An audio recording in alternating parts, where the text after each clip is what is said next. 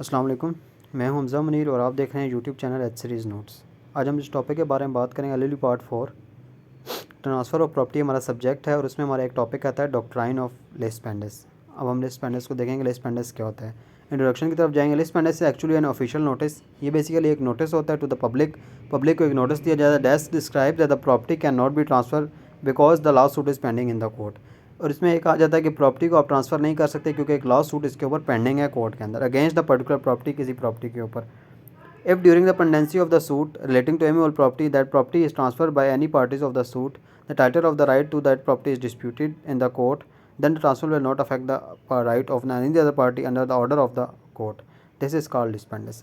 अब लिस पेंडेंस क्या होता है कि देखें, आपने अक्सर जगह पे देखा होगा, ये लगा होता है कि ये प्रॉपर्टी बेचने के लिए नहीं है क्योंकि इसका एक लॉ सूट पेंडिंग है या इसका कोई पेंडिंग है उधर, वो लॉ सूट को पेंडिंग है वहाँ पे। तो ये एक तरह का ऑफिशियल नोटिस दिया जाता है कि इसका सूट एक पेंडिंग है, तो इस वजह से इसको कोई ख़रीदो फरोख्त इसके ऊपर ना की जाए, अदालत में केस चल रहा है। अब अगर क्या होता है कि अदालत में केस चलते हुए ए और बी का डिस्प्यूट होता है, ए क्या करता है ऑनर बनते हुए कहता है कि यार मैं जो है ना वो सी को कर देता है, सी को कहता है मैं ऑनर हूँ और उसको भेज देता है। अब अगर उसके बी के बाद में बी के अगर नाम पे निकल आएगी ना प्रॉपर्टी, अगर बाद में डिस्प्यूट रिजॉल्व होता है और बी का नाम निकल आता है, बाद में बी के नाम पे प्रॉपर्टी निकल आती है, तो अब बी का राइट इन्फ्रिंज नहीं किया जाएगा कि ए ने सी को ट्रांसफ़र कर दिया, वो बी को प्रॉपर्टी दे दी जाएगी और सी की ये ड्यूटी थी कि सी ने चेक करना था पहले कि इसके ऊपर कोई सूट पेंडिंग तो नहीं है।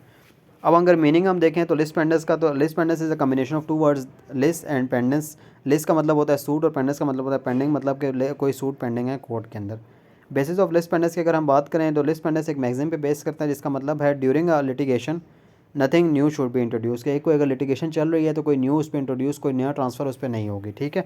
रेलिवेंट प्रोविजन अगर आप बात करें तो सेक्शन 52 जो है ट्रांसफ़र ऑफ प्रॉपर्टी एक्ट का, वो डील करता है लिस्ट पेंडेंस से। डॉक्ट्राइन ऑफ लिस्ट पेंडेंस होता क्या, डेफिनेशन होती क्या इसकी।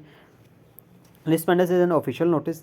लिस्ट पेंडेंस बेसिकली एक ऑफिशियल नोटिस है that wants the purchaser two of the property, जो एक प्रॉपर्टी का जो परचेजर होता है उसको वार्न किया जाता है that the law suit is pending in the court related to the title of the property and if he purchase यानी such property he will face a legal consequences. Lis pendens basically एक notice होता है जो कि purchaser को दिया जाता है कि यार अगर आप एक सूट इसका पेंडिंग है टाइटल के ऊपर इस प्रॉपर्टी का, अगर आप इस प्रॉपर्टी को खरीदेंगे तो आपको लीगल कॉन्सिक्वेंसेज फेस करने पड़ेंगे। अब एग्जांपल हम देखें, देयर इज़ अ डिस्प्यूट, जैसे कि मैंने ऊपर एग्जांपल आपको बताया कि ए और बी के दरमियान डिस्प्यूट था और रिगार्ड ओनरशिप, ठीक है, और एक्स प्रॉपर्टी के बारे में। ठीक है, ए ने फाइल किया बी के खिलाफ सूट। अब अगर ए जीतेगा तो प्रॉपर्टी ए की हो जाएगी और बी जीतेगा तो प्रॉपर्टी बी की हो जाएगी। नाउ दरमियान में ये सूट अभी पेंडिंग ही था तो ए ने सी को ट्रांसफ़र कर दी, सेल कर दिया। ठीक है, तो अब अगर बी के नाम पे अगर निकल आया बाद में तो इस सी को बी को दोबारा देनी पड़ेगी, सी उसको रिटेन नहीं कर सकता क्योंकि वो ऑर्डर ऑफ द कोर्ट होगा, लिस्ट पेंडेंस है और सी की ड्यूटी थी कि उसने चेक करके प्रॉपर्टी लेनी थी कि कोई सूट इससे पेंडिंग है या नहीं है। ठीक है। Essentials of lis pending. Lis pendens का एसेंशियल्स क्या होते हैं, सबसे पहला ये होता है there must be suit pending in the competent jurisdiction and no decision has been passed. एक सूट पेंडिंग होना चाहिए और अभी तक कोई इस पर डिसीजन नहीं आना चाहिए। Competency of court, the court must be competent to adjudicate in respect of the subject of suit and have jurisdiction in law to decide the matter. अब वो कहते हैं कॉम्पिटेंट कोर्ट जो होना चाहिए, कॉम्पिटेंट कोर्ट होना चाहिए, उसकी ज्यूरिसडिक्शन में वो प्रॉपर्टी आनी चाहिए, एजुकेट होना चाहिए, वो कर सकता है उसको, सुन सकता है उस केस को। If the plaintiff is presented in the wrong court and transfer takes place during the suit pendency, then doctrine of lis pendens will not be applied. अच्छा, अब अगर जुरिसडिक्शन नहीं थी कोर्ट की और उसको ट्रांसफ़र किया गया केस को, ठीक है, तो तब ये वाला लिस्ट पेंडेंस का जो कॉन्सेप्ट है ये तब नहीं होगा। ठीक है, अगर जुरिसडिक्शन उसी कोर्ट में फाइल किया गया जहाँ पे उसकी जुरिसडिक्शन बनती थी तब ये होगा। ठीक है। इमूवेबल प्रॉपर्टी, तीसरा इसका एसेंशियल्स ये है कि जो प्रॉपर्टी होनी चाहिए वो इमूवेबल होना चाहिए। The litigation must be one of the which is right and title of the immovable property is directly in question. ठीक है, इमूवेबल प्रॉपर्टी कोई होनी चाहिए, कोई मूवेबल प्रॉपर्टी नहीं होनी चाहिए।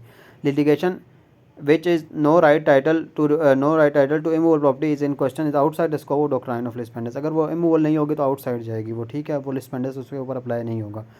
The property should be immovable in order to issue the public notice under the doctrine of lis pendens। No transfer for the dealing such property is done during the pendency of the suit। और during the pendency उसके ऊपर कोई भी transaction, कोई भी transfer वगैरह नहीं होनी चाहिए। ठीक है। Suit must not be collusive. ठीक है, the suit which is pending in not based on collusion के ऊपर बेस नहीं करना चाहिए। A collusive suit is one of which the plaintiff and defendant came to a secret understanding based on a fraudulent intention to defeat the rights of the transferee purchaser.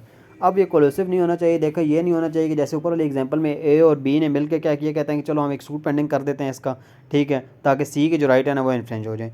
ठीक है, इसलिए इस तरह का कोई सूट नहीं होना चाहिए। ठीक है, तब भी lis pendens apply. Thus if the proceeding is tainted and fraud collusion then the doctrine of lis pendens will not apply, फिर लिस्ट पेंडेंस अप्लाई नहीं होगा। इसके 4 एसेंशियल्स हैं।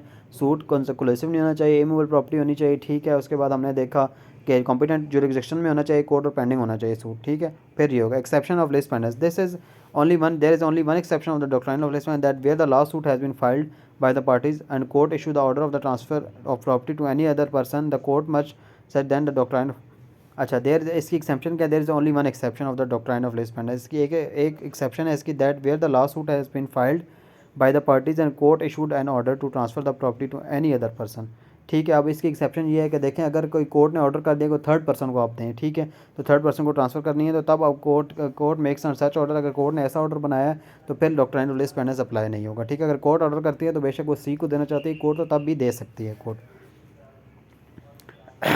Application of lis pendens, list pendens कब कब apply होता है, देखिए जो प्रेमशन के सूट, जो हक़ शुफ़ा के सूट होते हैं उनके ऊपर अप्लाई होता है, मॉर्गेज जो सूट्स होते हैं उनके ऊपर होता है, और पार्टीशन के जो सूट होते हैं उनके ऊपर अप्लाई होता है, ठीक है। No application in lis pendens, ठीक है। लिस्ट पेंडेंस की कहाँ पे, इन केसेस ऑफ रिव्यू के जहाँ पे रिव्यू चल रहा हो केस के ऊपर तब नहीं अप्लाई होगा, वे द प्रोसीडर इंक्लूसिव वहाँ पे अप्लाई नहीं होगा, और ऑन मूवेबल प्रॉपर्टी भी अप्लाई नहीं होगा, ठीक है। Aim of doctrine of lis pendens, इसका क्या डॉक्ट्राइन, इसका क्या एम है, ठीक है। Real aim to prevent the multiplicity of the suits की मल्टीप्लिसिटी को ख़त्म करना चाहिए, to avoid endless judicial proceeding, और अवॉइड किया जाए एंडलेस जुडिशियल प्रोसीडिंग को, to protect the rights of the party के राइट्स को प्रोटेक्ट किया जाए। Limitation to third person who is going to purchase about the litigation, ठीक है। अबाउट अगर उस intimation to the third person को इंटीमेट किया जाए जिसके बारे में वो कर किया जा रहा है, ठीक है, उसको इंटीमेट करना चाहिए कि यार वो आप ये चीज़ ना ख़रीदें क्योंकि इसके ऊपर सूट चल रहा है। थैंक यू वेरी मच, ये हमारा लिस्ट पेंडेंस का टॉपिक था, इसको आप लोग देख लीजिएगा। Thank you very much.